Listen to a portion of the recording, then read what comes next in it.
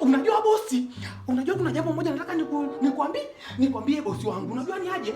Unajua kuna lipo li kampuni moja linaitwa ni nini? Ni Inkimedia. Sikia sana sawa, unaongea sana. Nenda moja kwa moja. Hilo li kampuni sio li kampuni ndo li nini? Linafanya nini? Unajua bosi, nilipoingia huko kwako tajiri mkula, nikaona kwamba ile Inkimedia kwanza wana mitambo. Wana nini? Wana mitambo baba. Unaweza hii TV yako ukaweka pale jina lako. Umeshaelewa? Wewe Senkolo, ukaweka Senkolo. Ili hata mwizi akiba. Alama inakuwepo. Yaani TV yangu niweke jina langu hapa Senkolo. Au ni Inkimedia? Linakaa kabisa. Sio hapo tu. Hata kwenye nini? Kwenye bufa. Hapa. Linakaa. Kitu kinakuja. Umeona ile WhatsApp wala walipoliweka? Umeona ile huwa? Wale Inkimedia ni jamani hatari.